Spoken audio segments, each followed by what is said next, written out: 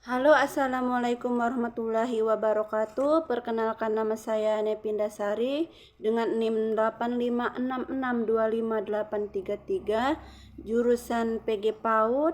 Saya dari UP BJJ Palembang. Baiklah, di sini saya akan melaksanakan tugas 3 filsafat ilmu dengan topik pilar-pilar pendidikan dan relevansinya di era digital. Mata kuliah Filsafat Ilmu dan Isu Kontemporer Pendidikan Nasional. Bagian 1. Makna pilar dalam pendidikan. Secara sederhana, pilar dapat dimaknai sebagai tiang penyangga atau pondasi utama yang menopang sebuah bangunan agar kokoh dan tidak roboh. Dalam konteks pendidikan, pilar bukan sekedar aturan atau metode, melainkan dasar filosofi dan nilai-nilai luhur yang menjadi landasan seluruh sistem pendidikan. Pilar pendidikan berfungsi memberikan arah, tujuan, dan jati diri. Tanpa pilar yang jelas, pendidikan hanya akan menjadi serangkaian kegiatan belajar yang berjalan tanpa arah, mudah terombang-ambing perubahan zaman, dan kehilangan makna utama, yaitu memanusiakan manusia.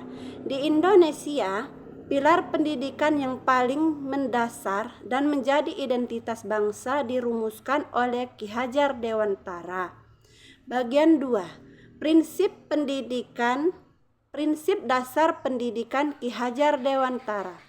Ki Hajar Dewantara merumuskan filosofi pendidikan dalam 3 semboyan emas yang saling berkaitan, yaitu 1. Ingarso sung tulodo, artinya di depan memberi contoh, pendidikan atau pemimpin harus mampu menjadi tauladan perilaku, etika, dan ilmu pengetahuan bagi peserta didiknya. 2. Ing madia mangun karso, artinya di tengah membangun semangat, pendidikan harus mampu menciptakan suasana yang menyenangkan, memotivasi, dan membangkitkan kemauan serta inisiatif belajar pada diri anak. 3. Tutwuri handayani, artinya di belakang mendorong dan memajukan.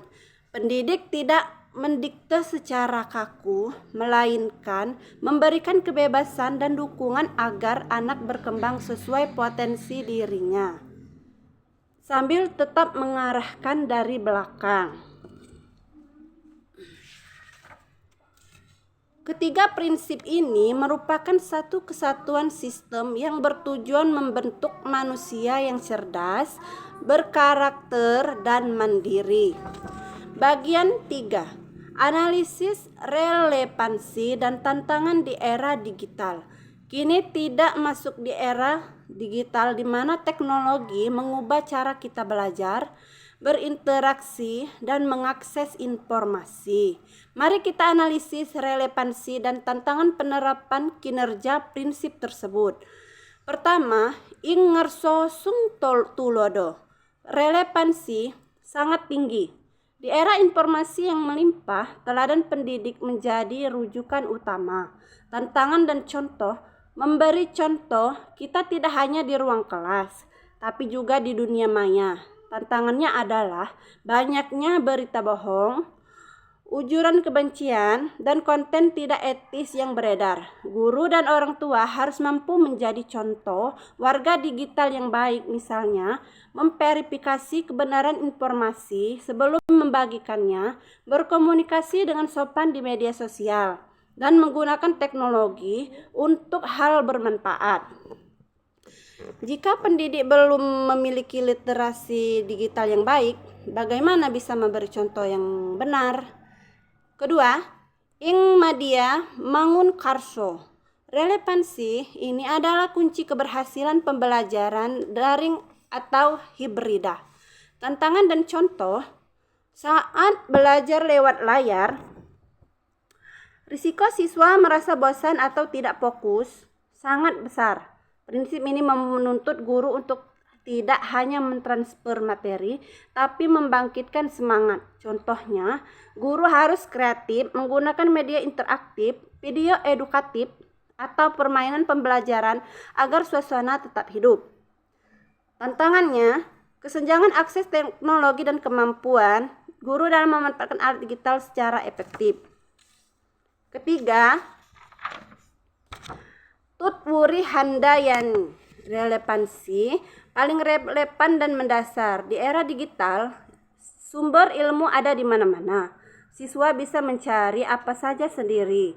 Tantangan dan contoh, peran guru berubah dari sumber ilmu, pembimbing dan pengarah. Tugas guru adalah bukan lagi memberi semua jawaban, tapi mendorong siswa berpikir kritis, memilih informasi. Tantangannya, banyak siswa terjebak pada kecanduan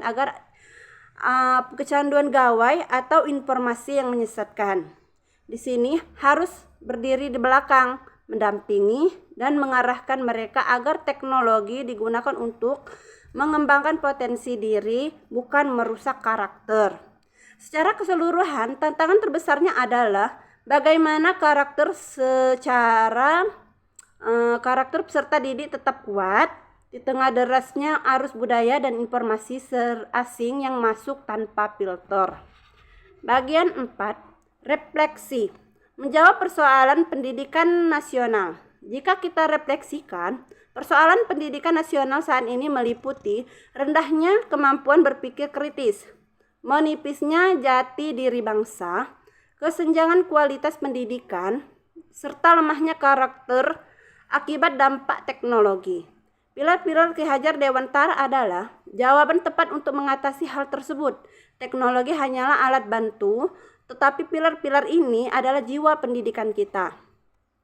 Dengan Ingar Sosung Tolodo, kita membangun etika dan moral digital. Dengan Ing Media Mangun Karso, kita menciptakan pembelajaran yang merata, menyenangkan, dan bermutu. Dengan Tutwuri Handayani, kita mencetak generasi yang mandiri, kreatif, dan mampu memanfaatkan kemajuan tanpa kehilangan identitas. Pendidikan yang maju bukan berarti meninggalkan akar budaya, melainkan memadukan kearifan lokal dan kemajuan teknologi. Selama kita berpegang pada pilar-pilar ini, pendidikan nasional akan tetap kokoh dan mampu mencetak generasi penerus yang cerdas dan berkarakter Indonesia. Itulah paparan sederhana dari saya. Saya harap Bapak atau Ibu dosen memberikan nilai yang terbaik untuk saya. Wassalamualaikum warahmatullahi wabarakatuh.